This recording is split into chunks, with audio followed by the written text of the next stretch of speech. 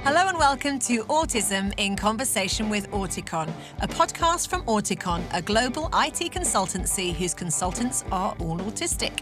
This series is designed to help raise greater understanding and appreciation of autism through fascinating conversations with inspirational guests. Hosted by me, Carrie Grant MBE. Each episode will feature brilliant guests from all walks of life who each share a passion for making the world more inclusive. We'll be talking about the many benefits of hiring neurodivergent talent through to some of the more common challenges faced by autistic adults navigating the workplace, plus much, much more.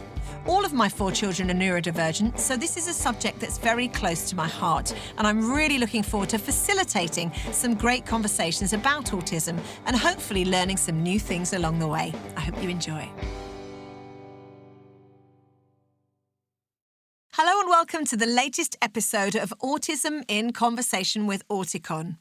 As a mum of 4 neurodivergent children, I know firsthand that having autistic family members can be formative for everyone, and it affects each of us in different ways within the family. We often hear the voices of parents of autistic children, but it's less often that we hear from those with autistic siblings. So that's precisely who we're going to be speaking to today. My panel of guests will share their own experiences of growing up with at least one autistic sibling and how having an autistic sibling has shaped their lives and careers. Joining me today, we have Olive Gray, an actor from London who also happens to be my child, theatre maker Rachel Hammond, and Tim Nichols, head of policy at the National Autistic Society. Welcome, everyone. So the first thing that I wanted to ask is just the kind of basic rundown of your family setup growing up. Let's go to you first, Tim. So I have one autistic brother. His name is Andrew. He's my older brother. He's just turned 42. We managed to actually have a birthday with him in the garden this year because although I had COVID, at least there wasn't a lockdown like there has been for his last 2 birthdays. Oh. So that was really nice. I actually got to see my brother on his birthday. Andrew needs round-the-clock support. He doesn't communicate that much using speech, but he does use occasional single words. And he was diagnosed when he was about 3 years old, so before I was born. So, I actually don't know an awful lot about that process because I wasn't around. But from what I've been told, he kind of at that time presented in all the ways that the textbooks said that autistic children would present. He wasn't particularly hitting what we call the developmental milestones of walking and talking at the same time as everyone else. And my parents took him along to have a diagnosis from someone who's now very autism famous, Lorna Wing. Oh, wow. And he got his diagnosis from Lorna Wing back in 1983. And so I guess this is the interesting thing about this show. I don't normally get to talk about my family side of things. Yes. But the interesting thing is this is just normal for me. Yeah, and this has just been life. So it's you 2 boys and your mum and dad? Oh, yes. Sorry, forgot about the rest of the family. Yep, mum and dad and an assortment of dogs over the years as well. Autistic dogs. We could have a whole episode on autistic animals because I'm sure they're out there too. Olive, I know your family setup, but could you I'm really always interested to hear my children talking back to me about our family. So, Olive, tell us about your family setup. So I am the eldest of 4. I'm the eldest. The sibling below me is 7 years younger than me, and my youngest sibling is 15 years younger than me. So super big gaps, and very much the eldest by a while. So I have quite strong memories of my younger siblings growing up. I was diagnosed with ADHD when I was 18, but my 2 younger siblings were diagnosed with autism when I was maybe, so I guess it was after Arlo was born. So I would have been around 13, I think. Yeah, 13, 14, yeah. Yeah, so, but I think there was always kind of, it's so hard to judge. Now looking back, I would be like, well, there was always, stuff that should have pointed in that direction. But also I had no experience of what it was like to have siblings. And so I think that my experience of having siblings was only that, and so I didn't recognize that it was different, or that there would have been something off, or not off, but different about maybe other people's general experience of having siblings. But yeah, I think my most distinct memory looking back and going, oh, that makes sense, is I was a super, super bubbly child, and very internally hyperactive. And I think I really wanted a sibling, and I thought that they were going to be just like that. And I remember sitting with Tylen, my younger sibling, and just being so confused because they would just be silent for great swathes of time. And I would I think I thought that there were spies in their head that were spying on me, and that was why they were there, because they were so silent. I was like, you must be a secret agent. But they weren't. They were just themselves, and neurodiverse in a very different way than I was. And then I have a younger brother. My youngest sibling is my brother Nathan, and he is 12, and he's adopted, and he has his own kind of stuff that's more on the behavioral side. But everyone's got stuff, and it's I think, very beautiful environment to grow up in, actually. So there's you with ADHD, then there's Yeah. Tylen, who's autistic. Yes. Then there's Arlo, who has ADHD and autism. That's a beautiful nice cocktail. Yeah. That's like your ADHD brain is writing checks that your ASD brain can't cash. Yeah. It's a really zesty combo, that one. And then Nathan has ADHD. Yeah, and then he has DMDD. Yeah, not a neurotypical person in sight, just how I like it. And for you, Rachel, tell us a little bit about your family. Yeah, so I'm the youngest in a family of 5. So there's my mum, dad, and then my 2 older brothers, Joseph and Thomas. Joseph is the eldest, and he's autistic. Thomas is in between the 2 of us, and he's neurotypical. And yeah, I guess in our family makeup, we almost sort of split into 2 growing up, especially in the early days. So Joseph was diagnosed when he was 3, like Tim's brother. So way before I was born. So I similarly grew up not knowing anything different. He was just Joseph, he was my brother, and that's how he was. And he went to a school for young people with additional needs. And Tom and I went to a different school half an hour away. So yeah, I guess we had, there was like me and Tom banded together, and then Joseph. And then whenever we could, we'd come together as best we could. Now, it strikes me that you're all slightly different family setups. Tim, how did it affect you having an autistic sibling? So I guess this is a tricky one, because I don't know, because I came second. I'm the younger child. So there's nothing to necessarily compare it against. The way I kind of describe it, it's like when you grow up and you meet other people's families and you get to know other people, it's kind of like, yeah, sure, it was atypical, but it was our normal. And, I had a great childhood. My brother went to an autism-specific boarding school during the week. So he came home at weekends because he needed that support throughout the week, and traveling that far every day would have been too difficult. So boarding was very definitely the best situation for him. So it meant that we got the weekends together, we had our routines. We did the same thing. At 10 o'clock, we would go into town, and we'd go to the shops, and we'd go to each individual shop that we went to every year. We'd go swimming in the afternoons. Sundays, we'd walk the dog, that kind of thing. And so it was kind of, just a really nice childhood. But it meant that we could perhaps try different things that Andrew wouldn't be able to do, or he'd find quite unsettling or different while he was at school and during the week. And Tim, did you notice that your family was different to the other families in your school, though?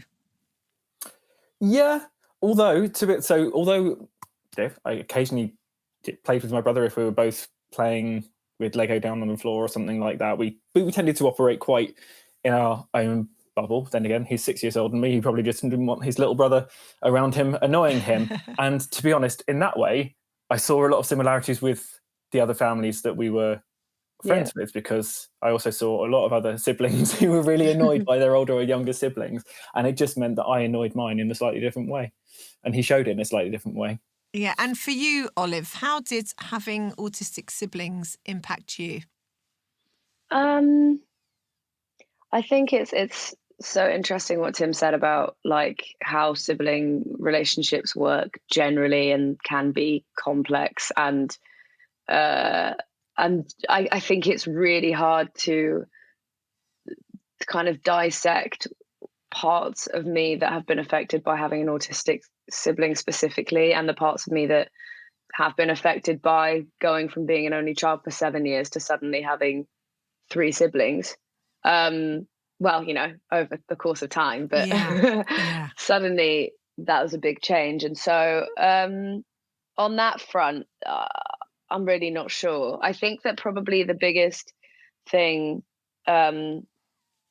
is that the way I was raised is different to the way that my siblings have been raised, because I guess different needs require different approaches. And I think that that's actually, something that should be applied into other areas of the world. I think that we are so much focused on one kind of size fits all, and I don't think that that's right for both raising children or in any facet. But I think that was probably a little confusing and difficult for me at times, because it's difficult, being told you can't do certain things, or being told being parented in a certain way and then watching another sibling being parented in a different way, and it's difficult.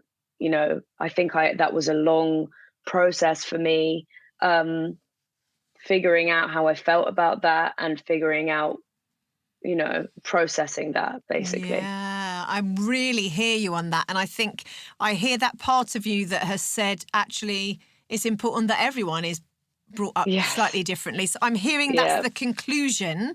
And we all know that, well, we don't all know that. It would be great if we all knew that was a really good conclusion to work towards. But at the time, that's like 20 that must years have been processing. a lot of therapy. So that must have been really super annoying when I'm there and I'm saying, right, you're not allowed to do this, Olive, because you've got the patience to wait for 10 minutes for this dinner to come. Oh, Tylen, there you are. Have a biscuit before dinner. Don't worry.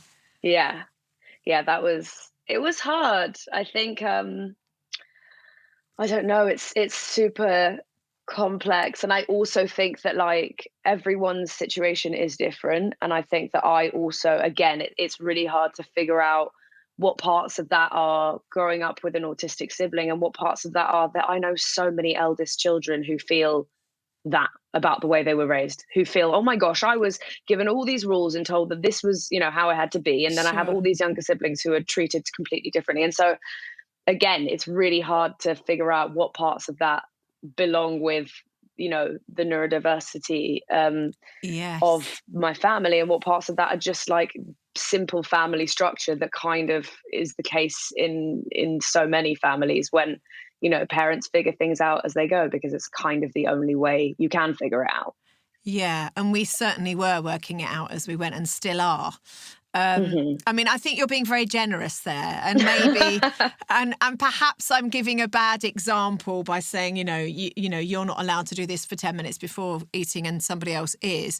But it was on deeper stuff, wasn't it, as well? Really big stuff, and So I think there were things where we had to react differently to each child. Yes. Did that make you feel like you didn't have the attention or the love, or how did that make you feel? I think that it's been difficult for me in my adult years. I think I'm learning. and I've seen this a little bit in other relationships in myself, is that I think that there was a part of my brain that thought that negative attention was the way with which to receive attention, because I Yes. recognized that I had been a very, well, not very obedient child, but more obedient maybe than my other siblings. You were super compliant in areas Very that perhaps compliant, yes, and perhaps areas they desperate to get it couldn't right. do. I think there's just a core part of me that really actually wants to get it right.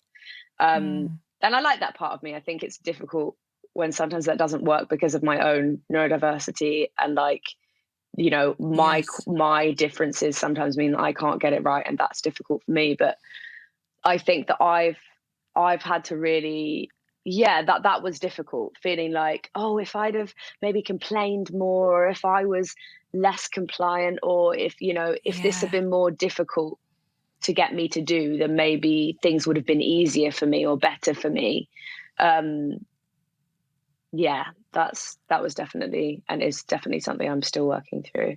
Thank you so much for sharing that. And for you, Rachel, what was it like with your brother? Obviously, you've got a brother who's neurotypical and another brother who's autistic. Did you ever feel like, hang on a minute, I'm being brought up in a totally different way to my brother? Yeah, I think, as I mentioned before, because I was the youngest, it was just what life was like. So when I was younger, I never really stopped to think, oh, hang on, this is very different. It was just how it was that me and Tom went to a different school and Joseph didn't come to that school.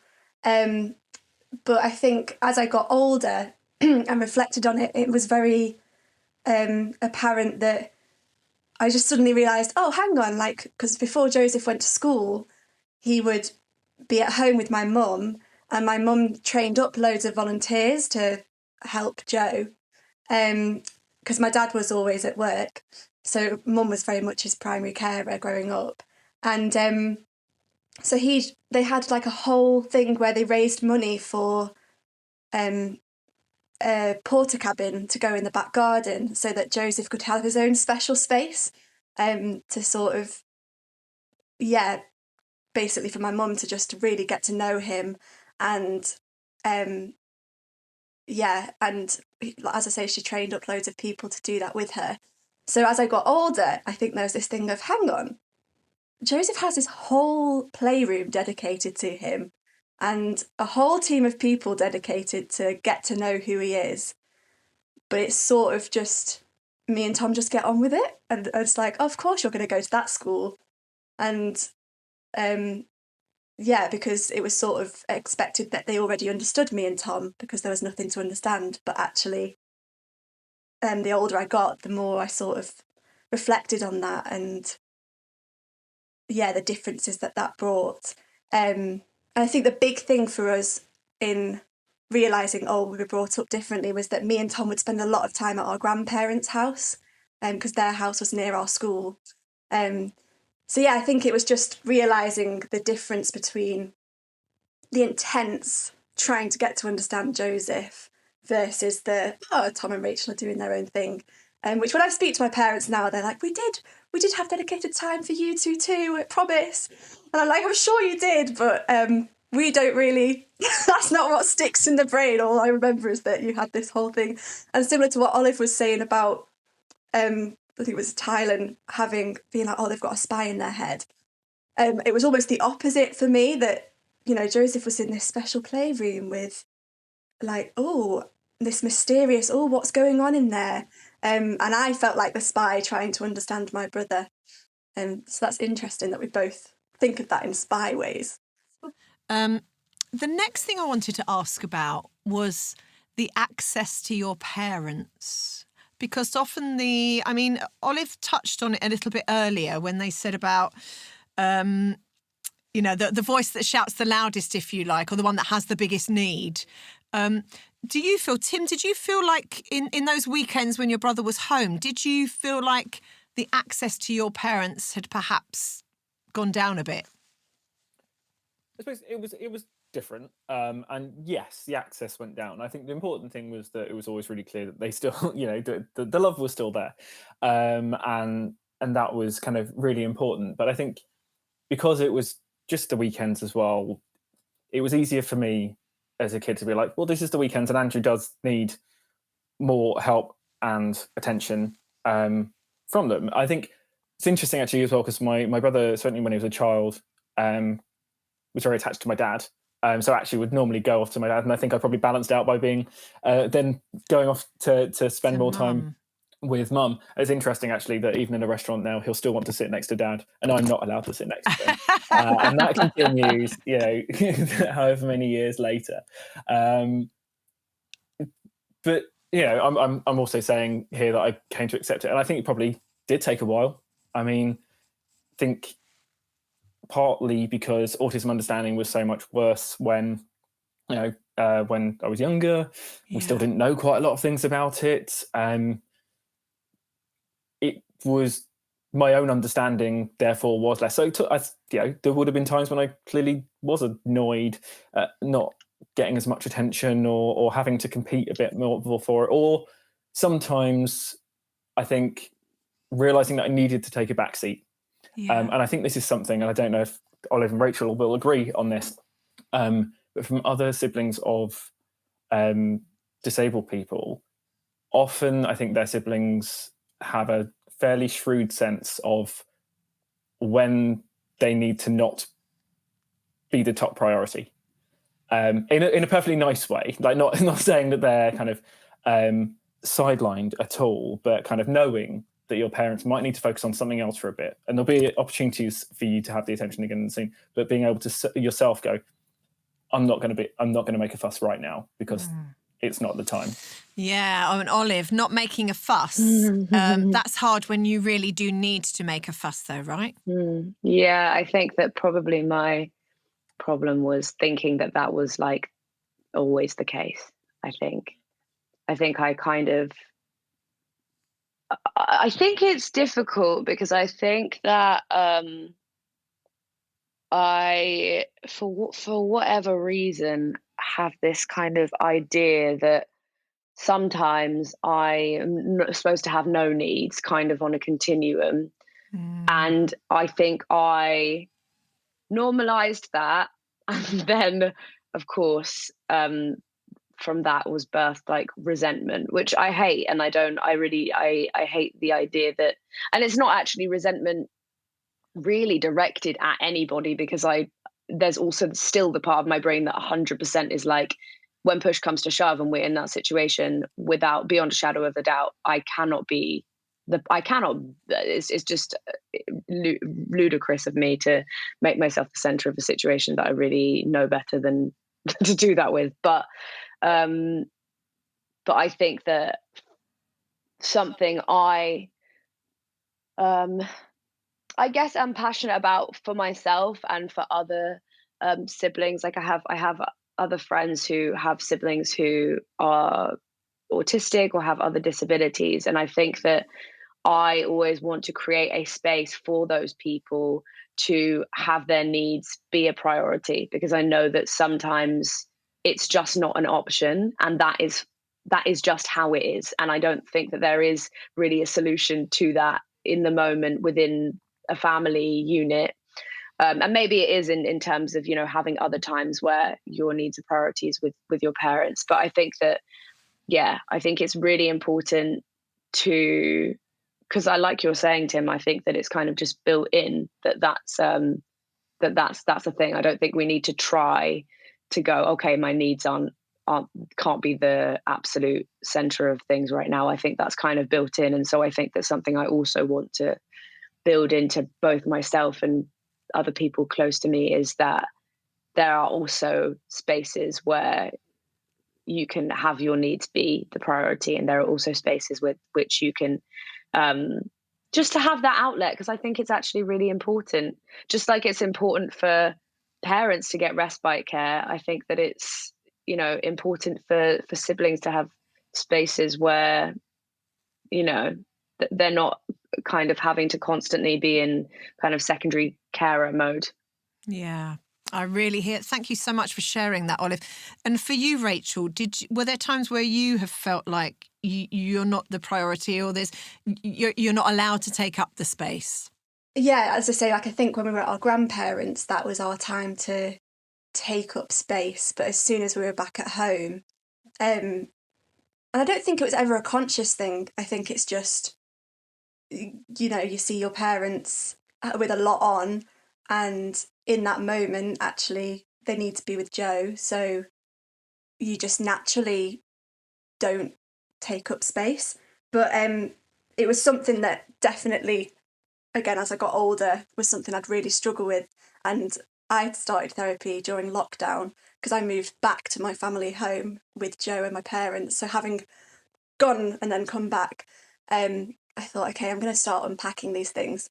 And that's when it really became apparent how little I liked to take up space, because even in my own therapy sessions, I'd be sat there like, I don't know what to do with this. Like, you're giving me a whole hour for me, and that's really alien to me. Yeah, and I think, again, when you're living in it, I never thought of it, but when I moved and went to drama school, and I was surrounded by people, you know, the stereotype of people at drama school being able to take up space. And then I was constantly being told by my tutors, Rachel, take up space, be bold. Why aren't you taking risks? Why aren't you doing that? And it was something I really battled with as a performer, of like, I loved being the chorus person but when they gave me like a big part, I'd be like, oh gosh, I don't know what to do with this. Yeah, so I think definitely that taking up space. And also because my middle brother reacted so differently. So we had a lot of rules to follow to help Joseph. And I was a stickler for following the rules. I was like, right, okay, I'm gonna make life really easy by just never putting my foot wrong. Like, I got straight A stars at GCSE. I was like, perfect child. But the middle brother reacted very differently and sort of was quite rebellious, and from my point of view, added to the chaos in the family. So it felt like, because when Joseph wasn't taking up space, the rebellious brother was taking up space even more. So I'd be like, okay, I'll be easy. The other thing I wanted to touch on was this concept of what it's like to see your parents in a weak place. That so often, I remember growing up just thinking, oh, my parents are just parents and they're adults and they're really grown up, and we don't really see them confounded. We don't see them weak. We don't. Quite often parents just feel like they're super strong. They're the super strong adults. Perhaps as siblings, you see your parents in a slightly different mode. Tim, did you ever see your parents as unable to cope or struggling or exhausted? And what impact did that have on you if you did? Yeah, I've got to say, like, so yes, definitely. And I'm sure there were lots of times, and they would probably remember a lot more times than I have. But I think it's interesting. And I think it's one of the things that I think having an autistic sibling has helped me learn, is seeing how difficult it can be to get the help and support you need. Yeah. And it gives you, and so that's for my parents, who, you know, fought and stamped their feet hard and got him the help that they needed. Pretty much generally, he's been pretty well supported the entire time. But I also, over the years, I've worked in care work, on play schemes, and in respite centres for children who are autistic, children with learning disabilities, and I've seen parents then who have been pushed right to the edge, absolutely to the edge. And I think the fragility of people's lives when they get there has kind of been one of those big motivators for me in terms of the work that I now do, because that shouldn't be how it happens. Like, every parent should be able to be that strong person for their children that they want to be. And somehow the way that society still works contrives to make that not the case for far too many parents. Thank you, Tim. Thank you for saying that. I'm feeling very endorsed right now. Olive, what about for you, seeing me and your dad, you know, wrung out, exhausted? Does that that must have impacted you? Yeah, it's one of the hardest things, actually. It is one of the hardest things. And I think that it makes me deeply frustrated with the system that we have in place. I don't know if this is just me or if this is maybe being an only child for so long. I think I have like a deep part of me that feels that like the most important thing I have to do on this earth kind of is to protect my parents. And I think that a big part of actually seeing, you and dad in places of complete just anguish and pain and exhaustion. I think a big part of my process with that is actually been relinquishing, understanding that I actually have no control and relinquishing control, because I think for a long time I felt very angry and conflicted and frustrated that there wasn't something I could do to kind of fix everything. Yes. And I think that I've had to come to a place where A, I relinquish control, and also B, I mean, we've had discussions about this, Mum, but I think coming to a place where I can recognize the robustness of my parents, and that, if I am not in control and not in the driver's seat, that you guys have, have had kids, and you kind of you know what you're doing. And I think that now I'm just in a place where I'm having to, I guess, work through the deep frustration at the system that just feels like, and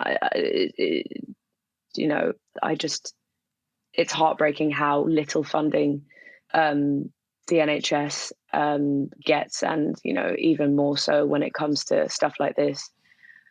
But yeah, that's kind of what it is.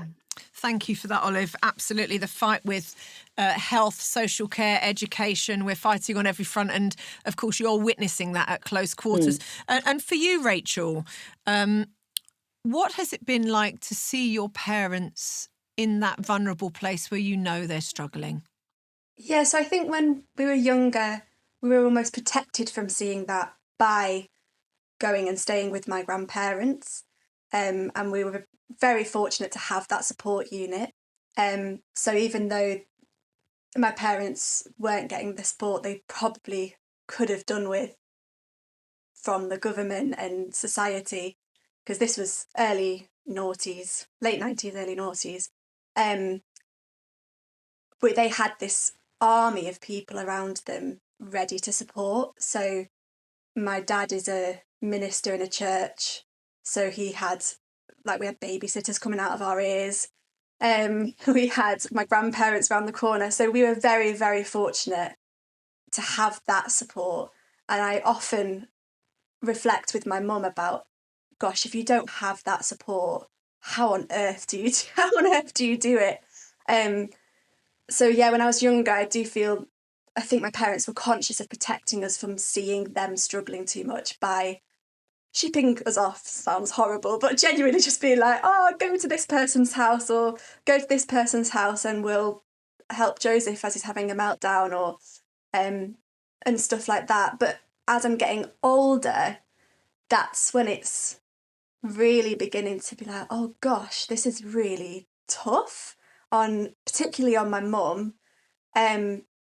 Like she often talks about it being her identity, because she had Joe so young and then gave up a job to help him, and now that she's thinking, oh, what is my identity, because he's always lived with her, and now they're thinking of trying to get him to move out and get some independence. What does that mean for her?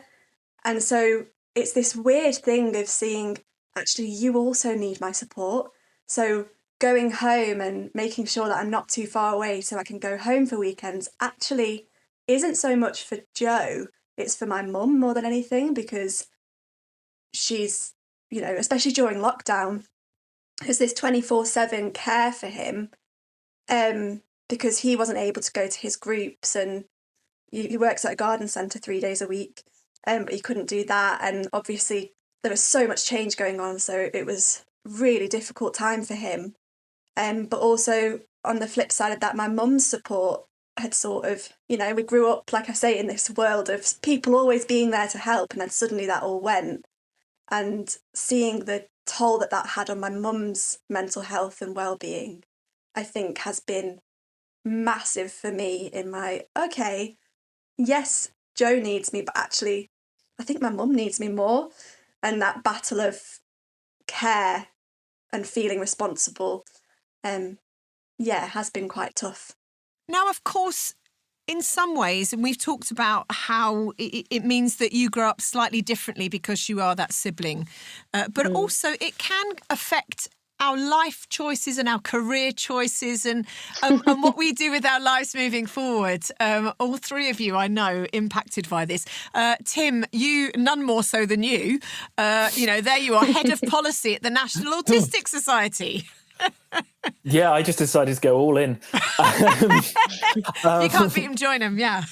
Yeah, so I think what it's been very useful for me in my career is to be able to back up that kind of like technical policy knowledge with some authentic lived experience. But that's only my lived experience. And as we all know, the autism spectrum is incredibly broad and people's experiences will be very different. So I think it's also, because of all the other people that I've worked with over the years, it's instilled in me a respect for those and needing to reach out beyond my own experiences and not only being shaped by the fact that I have an autistic brother.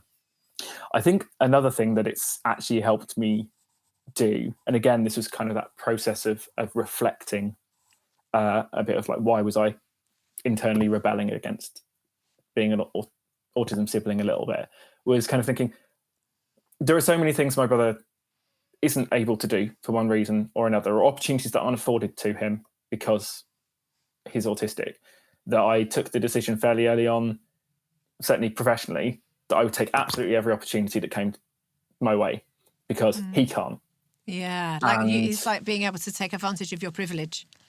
Exactly, and kind of not doing it on his behalf because he's his own person, but I think it has meant that I've just kind of grasped everything that came my way, vaguely within my orbit. I've gone for it, and I'm incredibly lucky that it means that I have the job that I do now, and I love it. And I'm one of those people who can hand on my heart say it without kind of hint of just being trite. It's the best job in the world. Oh, that's lovely to hear. Olive, has having autistic siblings affected your life choices and career? Yeah, I mean, it's so hard to tell. I think I can only 100%, but then it's hard to tell specifically. I think I maybe have a unique experience of growing up in an entirely neurodiverse family, and so I think that I have nothing to compare my experiences to until I meet people who are neurotypical, or even more so when I meet neurodiverse people who have grown up in a neurotypical world. I appreciate that the world is neurotypical. I wouldn't necessarily say I've grown up in a neurotypical world. Maybe when I was in school, but certainly not your family.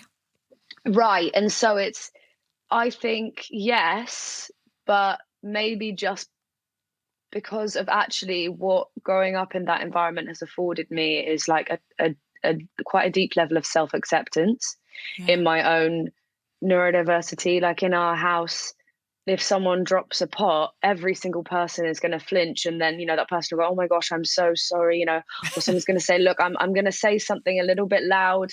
Everyone, just be prepared. The blender's going to go on. Everyone, hands over your ears or leave the room." That's like totally normal.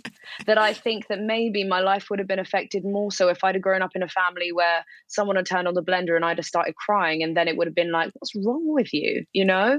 Because I never experienced. Because everyone's crying in our house. Everyone just has stuff, and that stuff is like what makes us so brilliant and who we are. And there's just as much stuff about neurodiversity as growing up in our family where it's like, oh, that person's writing a song, so nobody downstairs make too much noise. I think in another house that would be quite bizarre. but it's like, well, no, you have to appreciate someone is creating art right now, so nobody make, that it's just, Yeah. I think our house and our family is so unique that, yes, 100%, every single life choice I make and every single thing I do is probably directly affected by that. But it's really hard to really pinpoint Yes. aspects and elements specifically. I think I have a heart that really believes in justice and believes in advocating for people who don't get their voices heard, and being a voice where that is needed and giving the microphone to those people as much as is possible. But I don't know if I grew up in a family without autistic siblings, whether that would have manifested in something else, or it's so hard to tell. Yeah. But yeah, I think so. Yeah, I think it definitely has. And for you, Rachel, you started your career as an actor and you're also a playwright. And you were out there doing your regular acting jobs. And then suddenly you decided to write a play, which is about being the sibling of an autistic child. It's called Joshua and Me. Tell us a little bit about that. Yeah, so I think similarly to Tim, I've always had in my mind this thing of, well, do what I love because I can. And so I've always loved drama, and my other brother Tom has definitely taken that mentality too, because he's in a band. So neither of us have taken on easy jobs, but we do it because we love it and we have the ability and the things there that mean we can. And also it was very, like, music and theatre were really big parts of how I connected with Joseph eventually as he got older. He used to not like music, it was too much of a sensory overload, but with time he loved it. And so for me that was just such a big part of my identity because it helped me connect with my brother. So the fact that I could do it as a job was like, yay! So I went and I was being an actor, and I'd always, from drama school, I made it a mission in my first year, I think, to read as many plays as possible about autism and families, autism families. And I think it stemmed from that feeling of, oh my word, I'm neurotypical, but I am really struggling in this environment of drama school. And there's something very difficult here for me. What is it? I'm sure it... And then coming to the conclusion, I think it's because I was brought up in an atypical family and the world doesn't understand that. So, yeah, so I made it my mission to read as many plays as possible and really struggled to find my own story in them. A lot of the siblings would either just hate their autistic sibling, and they'd be like, that's not right. I found it really difficult to see myself reflected in it. So I started trying to write a play about my family's journey. But then as I was doing that, I realised, oh, everyone in my family has a different experience. I can't really write, just like autism is this huge spectrum and everyone's like even just the three of us speaking here today have completely different experiences. So every member of my family has completely different experiences. So I was like, what do I do about that? Maybe I just need to write my experience. And then as I was starting to do that, a friend of mine put me in touch with her friend and she was like, oh, she also has an autistic sibling. Maybe you should chat to her. And I was like, yeah, great. And I was 21 at this point and met up with her for a drink. And it was the first time I'd ever spoken to anyone else other than Thomas, who had an autistic sibling. And we sat and we chatted and we laughed and we cried. And it was just the most freeing experience I've ever had. And we were there for like 4 hours. I think the staff must have got really annoyed because we only had one drink. But we were just chatting, and the freedom that came with it from being in a position where I didn't feel like I needed to caveat everything I said with, they're really great, Joseph's really great, he's wonderful. Because as siblings we spend so much advocating for them and trying to fight for their place in this world. But I was with someone who got that already. They were like, yeah, I know that they're great. I know that they're wonderful, but how is it for you? And we were just able to be really honest about how it was for us. And at the end of it, I was like, I want to make this, like similar to Olive, like I want other siblings to know that there is a place where their needs are the first priority.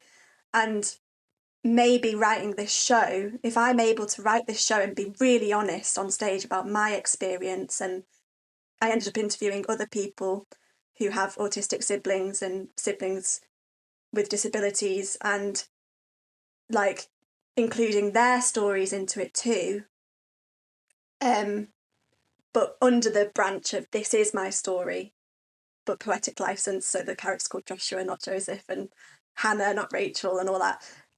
If I can create a space where I'm being totally honest, basically giving other siblings that come to see it the permission for them to be totally honest too, what could that do? So basically creating what that coffee with Ellen was her name, was for me, but on stage for other siblings.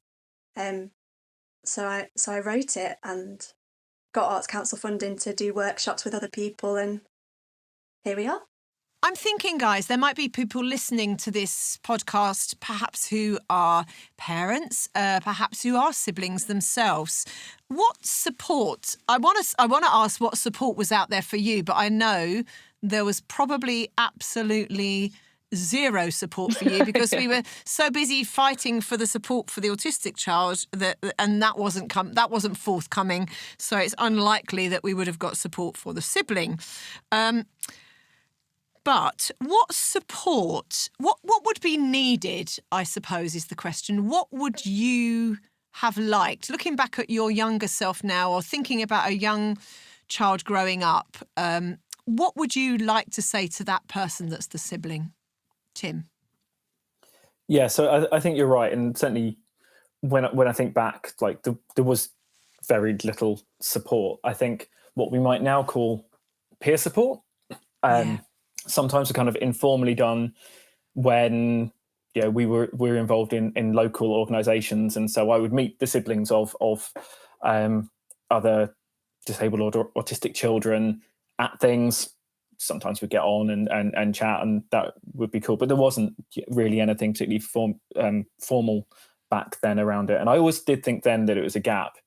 I remember that I had a book when I was young called My Brother is Different, and it was published by the National Autistic Society back then. Wow. I'm actually not entirely sure if it is still published, but the idea was to help explain that difference, which was really useful. And obviously now there's lots of information out there on the National Autistic Society's website that can help people, and there's branches up and down the country and all number of things. There's still not enough. Yeah. And that really drives me as well. There's another organisation now. It's called SIBS, and it's just had its 20th birthday. So unfortunately, it wasn't around when I was little. But it's one that's dedicated particularly to the siblings of disabled people. Goodness, I had no idea. Yeah, I never heard of that. And I know other people who have kind of gone along to some of their, again, peer support type groups, but just getting to know other people. And I think it's hugely useful, but also kind of empowering, and because it helps you, a lot of people, because we know that isolation can affect autistic people massively. It can also affect the wider family. And I think that means that people can become incredibly isolated when they're siblings as well. And I think those kinds of groups can help make people realize that there are other people out there who have experienced similar, and there's something un-isolating about shared experience sometimes, which I think can be really powerful. Totally. I totally agree. I know in our parents' support group, that's for many of us, that's the biggest support we get is actually one another. So, Olive, what about for you? What would you like to see for that young person? I think that it is, of course, a luxury, but therapy, if you have access to therapy. I was so fortunate to start having therapy when I think I was 16 or 17. If I could have done it younger, if I had thought to do it younger, I definitely would have. I think that relinquishing and unpicking any stigma around therapy, or the idea that even that you need to go to therapy because there's something wrong, is super important. I think I didn't start therapy until I felt there was definitely something very palpably wrong in my life. And so I think the more that we can just see therapy as a means to communicate with an impartial, what's it called? Impartial? Is that the word? Yeah. No.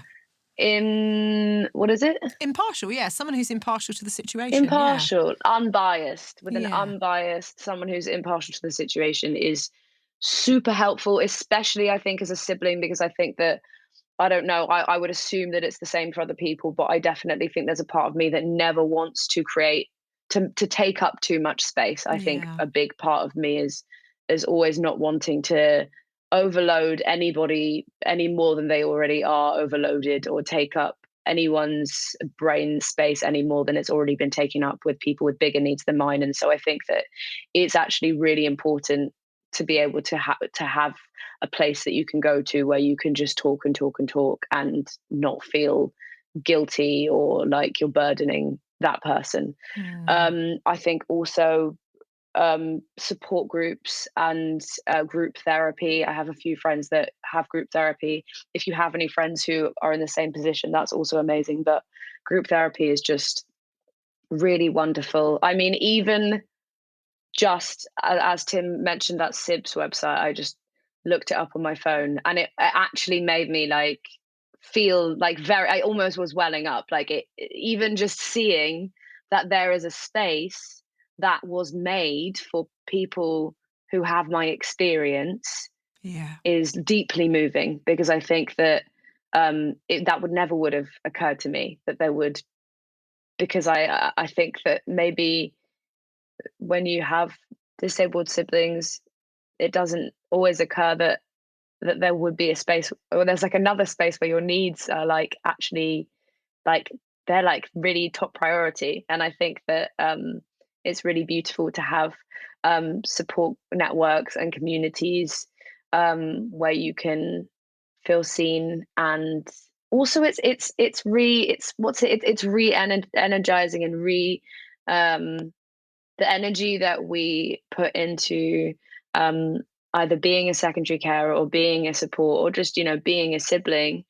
I think it's really important to have a space where that's able to be renewed, so that we can be the best versions of ourselves that we possibly can be. Olive, it's so lovely to hear you talk. It's painful but wonderful, and I want to once again say sorry for not always seeing you in that space, and not like you. I didn't know there was anything out there. I didn't even know it until you began to share. It was when you began to share, actually, this is difficult for me, that I as a parent went, oh my gosh, this is different. I didn't even know. So I can change my behaviour. I didn't know. And I don't think I knew though. Yeah.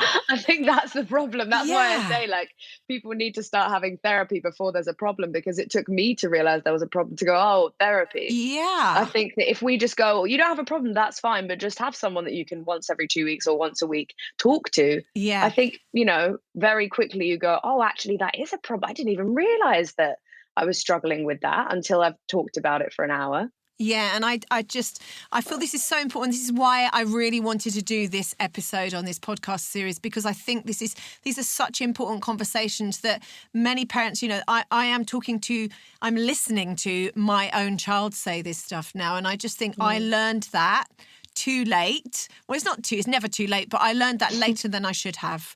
And I think it's been enlightening when you have shared your needs, for me to be able to say, oh gosh, I can step up, actually. I didn't know that need was there.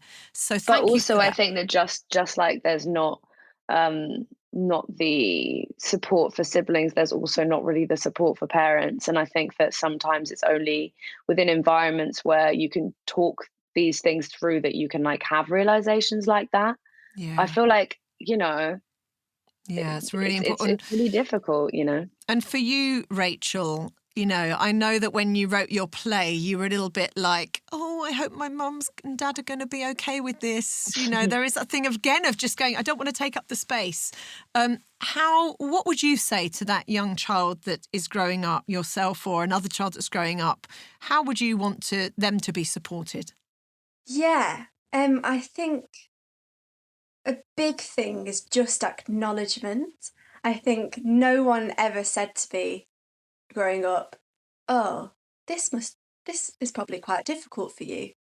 And even though obviously my family were doing things because they were probably aware of that, like making sure we had time with our grandparents and people coming and spending time with us and all of that, it was never voiced. So literally I think that's the biggest thing for me, is just like this podcast is just so moving to me, because it's exactly that. It's just, if I would have heard this podcast growing up, even just the title of it, I'd have stopped and been like, oh yeah, oh no, yeah, this is difficult, and there are beautiful things, and I'm so, like, I wouldn't change it for the world, but it is difficult at times, and it has shaped who I am.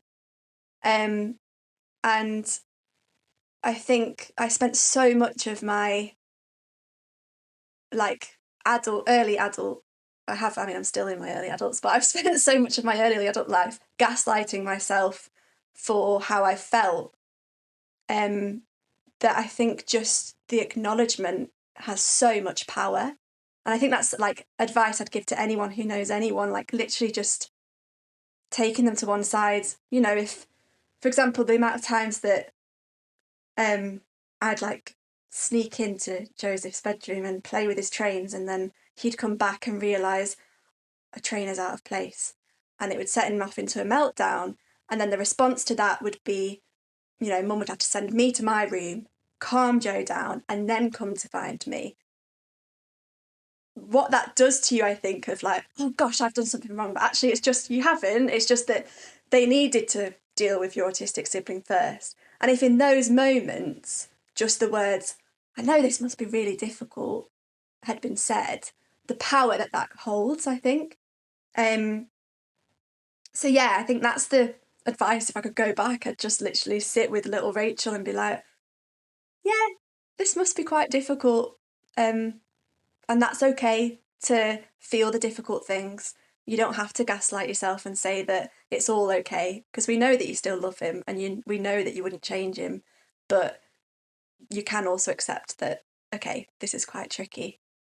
And I think that is a big thing that, you know, like you said, Carrie, about the fear of my parents watching it, came from that, oh no, but can I really say that it was difficult? This hasn't ever been voiced before. We haven't ever spoken about it as a family. But actually, as soon as I did, they were all like, yeah, we know, we realise it must have been difficult. I'm really sorry we never said that.